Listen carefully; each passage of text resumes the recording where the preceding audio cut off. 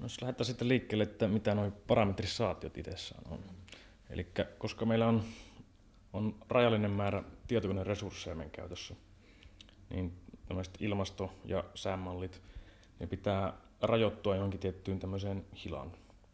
Eli sanotaan vaikka parhaimmat säämallit, semmoiset maailmanlaajuiset, niin ne toimii 16 kertaa 16 hilassa. Eli ne ennustaa, mitä tässä 16 kertaa 16 hilassa tapahtuu keskimäärin. Ja sitten ilmastomalleissa ollaan jossain parin sadan kilometrin tämmöisessä hilassa liikutaan. Ja sitten luonnollisesti, koska tämmöiset luonnon ilmiöt tapahtuu aika paljon pienemmässä skaalassa kuin tämä 16 kertaa 16. Vaikkapa sanotaan perusukkonen, kesäiset ukkoset, mitkä voi olla jonkun muutaman kilometrin luokkaa. Mutta sitten, koska kuitenkin näiden ukkosten vaikutus siihen, miten se mallin tila, miten sää kehittyy, on tosi tärkeää, niin meidän pitää jollain tavalla saada nämä ilmiöt kuvattua myös siihen malliin. Ja tässä tulee nämä niin sanotut parametrisaatiot sitten käsille. Eli tavallaan näillä parametrisaatioilla me sitten kuvataan se, miten se keskimäärin tämä ilmiö, tietyt ilmiöt vaikuttaa siihen koko maapallon tilaan, säätilaan. Mitä me ollaan tehty on tämmöinen tilastollinen menetelmä, millä me saadaan tarkennettua ja saadaan samalla informaatiota siitä, että miten nämä parametrisaatiot, miten ne käyttäytyy erilaisissa tämmöisissä konfiguraatioissa, siis erilaisilla säädöillä ajettuna. Ja sitten kun näin tehdään, tosiaan saadaan se tieto siitä, että miten meidän pitäisi muuttaa sitä parametrisaatiota sitten, että me saataisiin sitten kokonaan parempi malli myös, että meidän malli käyttäytyisi paremmin.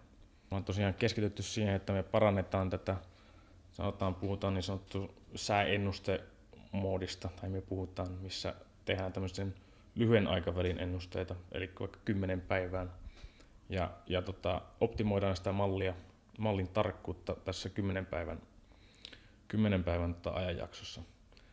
Mutta sitten tässä samalla kun me tehdään näin, niin me itse asiassa saadaan myös parannettua sen mallin klimatologiaa, eli tästä saadaan tämmöinen aasisilta tähän ilmastomalleihin myös.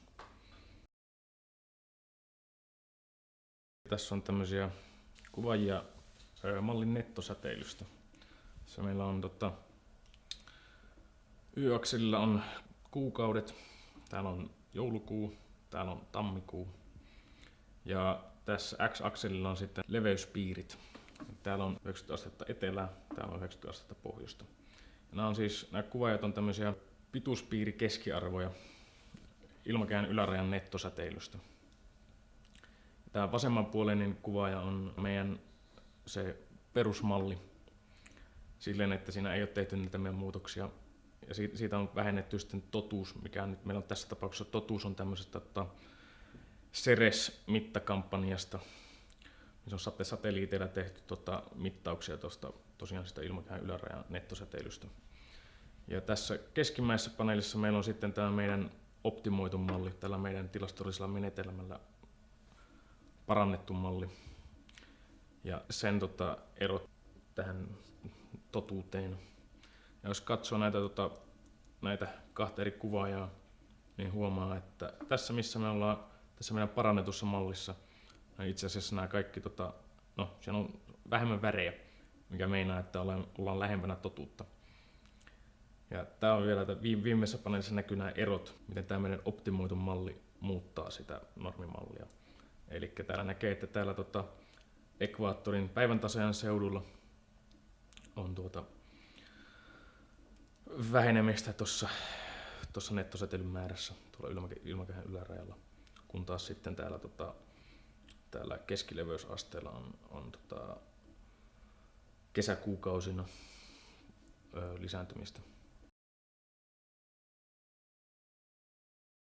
Tämä, että voidaan oikeasti saada niitä malleja todenmukaisemmiksi pelkästään tekemällä tämmöisiä lyhyitä ennusteita.